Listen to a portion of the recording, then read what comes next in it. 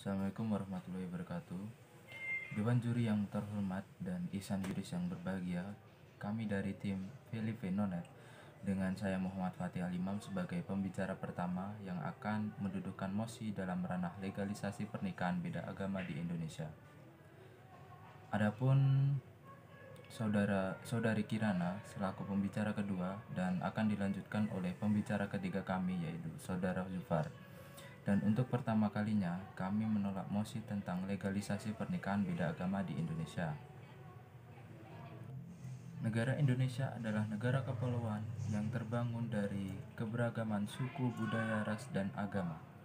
Salah satu sisi pluralisme bangsa Indonesia yang paling mendasar adalah adanya kemajemukan agama yang dianut oleh penduduknya. Agama maupun aliran kepercayaan yang hidup dan berkembang di Indonesia tidak tunggal, namun beragam. Pemerintah Indonesia telah mengakui 6 agama, yaitu Islam, Kristen, Katolik, Hindu, Buddha, dan Konghucu. Selain itu diakui pula aliran kepercayaan atau animisme yang masih hidup dan berkembang di masyarakat. Jaminan ekstensi agama dan kepercayaan telah diatur negara dalam pasal 29 ayat 1 dan ayat 2 Undang-Undang Dasar 1945.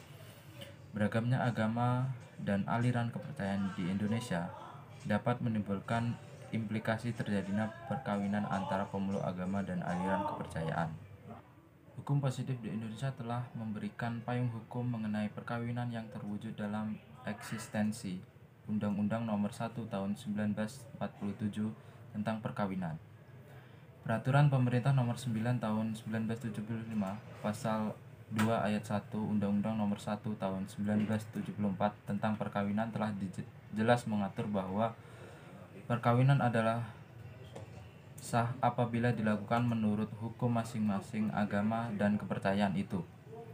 Hal ini berarti suatu perkawinan dapat dikategorikan perkawinan yang sah apabila dilakukan menurut hukum masing-masing agama dan kepercayaan pasangan yang melangsungkan pernikahan tersebut.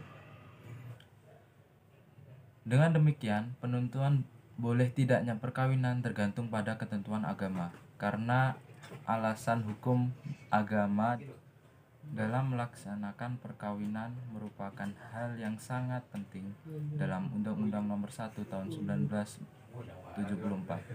Apabila hukum agama menyatakan suatu perkawinan tidak sah, begitu pula menurut hukum negara, perkawinan tersebut juga tidak sah. Baik, terima kasih atas pembicara pertama. Saya selaku pembicara kedua akan melanjutkan mosi dari pembicara pertama. Undang-Undang Nomor 1 Tahun 1974 tentang Perkawinan dan Instruksi Presiden Nomor 1 Tahun 1991 tentang penyebarluasan kompilasi hukum Islam. Namun Undang-Undang Nomor 1 Tahun 1974 tersebut belum mengatur secara jelas dan konkret mengenai perkawinan beda agama. Dalam artian tidak ada frasa yang eksplisit mengatur, mengesahkan maupun melarang perkawinan beda agama. Selain itu, Undang-Undang Nomor 1 Tahun 1974 menganut sistem norma petunjuk atau fair waxing pada hukum agama dan kepercayaan masing-masing. Perkawinan sebagai salah satu perbuatan hukum tentunya juga akan menimbulkan akibat hukum yang kompleks, sehingga terkait sah tidaknya perbuatan hukum itu harus diperhatikan dengan cermat. Dalam pasal 2 Undang-Undang Nomor 1 Tahun 1974 tentang perkawinan disebutkan syarat sahnya perkawinan, yaitu yang pertama, perkawinan adalah sah apabila dilakukan menurut hukum masing-masing. Yang kedua, tiap perkawinan dicatat menurut peraturan perundang-undangan yang berlaku. Di Indonesia terdapat 6 agama yang diakui memiliki pengaturannya masing-masing dan cenderung tegas melarang praktik perkawinan beda agama. Hukum Islam jelas menentang perkawinan beda agama, bahkan apabila dipaksakan maka lazim dikenal dalam masyarakat sebagai zina seumur hidup. Agama Kristen atau Protestan pada dasarnya melarang pengikutnya untuk melangsungkan perkawinan beda agama, karena dalam doktrin Kristen tujuan adanya perkawinan adalah untuk mencapai kebahagiaan antara suami, istri, dan anak-anak dalam lingkup rumah tangga yang kekal dan abadi. Hukum Katolik melarang pernikahan beda agama kecuali mendapatkan izin oleh gereja dengan syarat-syarat tertentu. Hukum Buddha tidak mengatur perkawinan beda agama dan mengembalikan kepada adat masing-masing daerah. Sementara agama Hindu melarang keras pernikahan beda agama. Dalam penjelasan pasal 2 ayat 1 Undang-Undang Perkawinan, kembali ditegaskan bahwa tidak ada perkawinan di luar hukum masing-masing agamanya dan kepercayaannya itu. Pemberlakuan pasal 2 Undang-Undang Perkawinan harus dimaknai secara kumulatif, artinya komponen-komponen dalam pasal 2 ayat 1 dan pasal 2 ayat 2 merupakan bagian yang tidak dapat dipisahkan satu sama lain. Dengan demikian dapat disimpulkan bahwa meskipun suatu perkawinan sudah dilangsungkan secara sah berdasarkan hukum agama, tetapi apabila belum dicatatkan pada instansi yang berwenang, baik kantor urusan agama untuk yang beragama Islam ataupun kantor catatan sipil untuk non-Islam, maka perkawinan tersebut belum diakui sah oleh negara. Sebelum lahirnya Undang-Undang Perkawinan Nomor 1 Tahun 1974, perkawinan beda agama pertama kali diatur dalam Regelingen op de Gemeente Huwelijken Koninklijk Besluit van 29 Desember 1896 nomor 23, Stadblad 1898 nomor 158 yang merupakan peraturan perkawinan campuran atau biasa yang disebut dengan PPC. Namun dengan eksistensi Undang-Undang Perkawinan Nomor 1 Tahun 1974, legalitas perkawinan campuran sebagaimana yang dimaksud dalam PPC S 1898 Nomor 158 di atas menjadi dicabut dan tidak berlaku di sistem hukum yang saat ini berlaku di Indonesia. Perkawinan campuran yang dilegalkan oleh Undang-Undang Perkawinan Nomor 1 Tahun 1974 hanya terdapat pada pasal 57. Dengan demikianlah yang dimaksud dengan perkawinan campuran, yaitu perkawinan yang terjadi antara WNI atau WNA. Berbanding terbalik dengan Undang-Undang Perkawinan Nomor 1 Tahun 1974 tentang perkawinan, beberapa pasal dalam Instruksi Presiden Republik Indonesia Nomor 1 Tahun 1991 tentang kompilasi hukum Islam justru berani membuat gebrakan baru untuk mengatur persoalan perkawinan beda agama, yaitu terdapat pasal 40 huruf C, pasal 44, pasal 61, pasal 116 huruf H.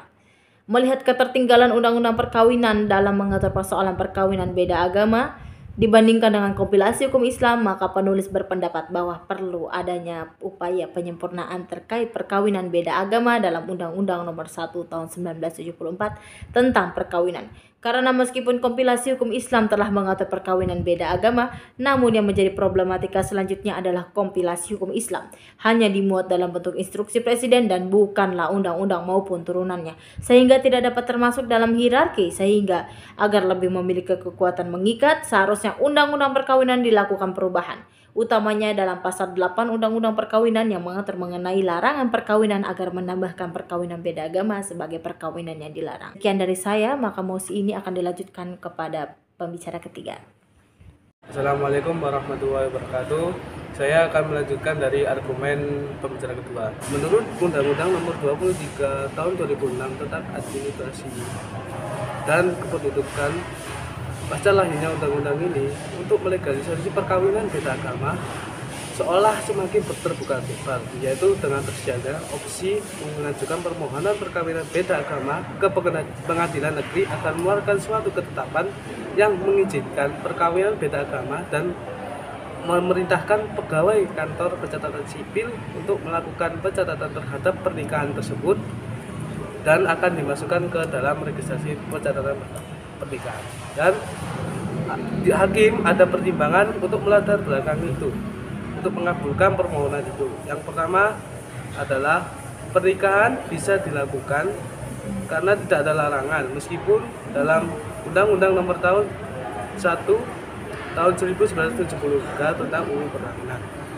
Dan yang kedua adalah pertimbangan pada pasal 21 ayat 3 Undang-Undang Perkawinan Nomor 1 Tahun 1974 pasal 3A Undang-Undang Nomor 23 Tahun 2006 tentang administrasi kependudukan, yaitu pasal 21 ayat 3 Undang-Undang Perkawinan Nomor 1 Tahun 1974 yang berbunyi, para pihak yang perkawinannya ditolak berhak mengajukan permohonan kepada pengadilan negeri di dalam wilayah pegawai pencatatan perkawinan yang mengadakan penolakan berkependudukan untuk memberikan keputusan dan menyerahkan surat keterangan penolakan tersebut di atas.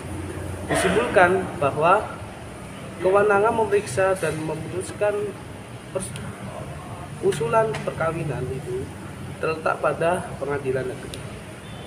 Dan penjelasan itu diperkuat dengan pasal 35 ayat A memberikan exit-way atau eksplisit untuk persoalan perkawinan beda agama karena mendefinisikan perkawinan yang ditetapkan oleh pengadilan. Nah, itu bisa diartikan sebagai perkawinan yang dilakukan oleh antar umat yang beda agama.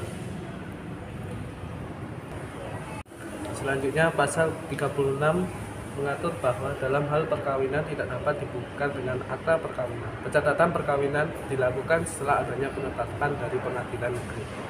Meskipun rumusan pasal tersebut adalah untuk pencatatan perkawinan, tetapi eksistensi pasal 35A Undang-Undang Administrasi Kependudukan memberikan ruang pada pernikahan beda agama untuk dilakukan. Walaupun begitu, menurut Undang-Undang tentang perkawinan tidak sah dan bertentangan, karena Undang-Undang perkawinan itu menjelaskan bahwa perkawinan dianggap sah apabila dilakukan secara hukum agama dan kepercayaan masing-masing. Selanjutnya, pasal 2 Undang-Undang perkawinan ini merupakan landasan dilakukannya adanya perkawinan beda agama, karena hakikatnya perkawinan beda agama menurut pandangan Hakim Mahkamah Agung berkata, meskipun dalam sistem pengadilan di Indonesia berlaku asas lus syariat yang mengharuskan hakim menerima segala perkara yang masuk ke pengadilan meskipun tidak ada atau belum jelas aturan yang dilakukannya.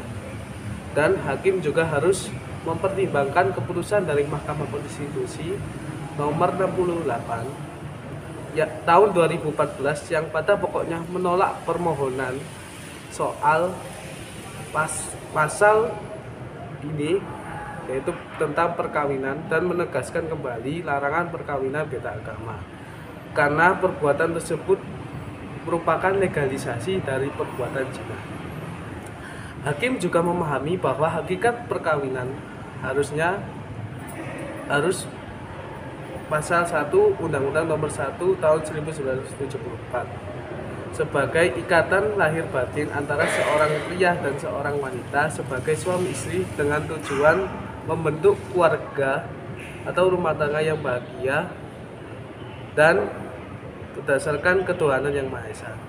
Diartikan di atas, berdasarkan ketuhanan yang Maha Esa itu adalah yang berarti bahwa pernikahan beda agama ini melibat dalam hukum agama Islam atau agama yang lainnya.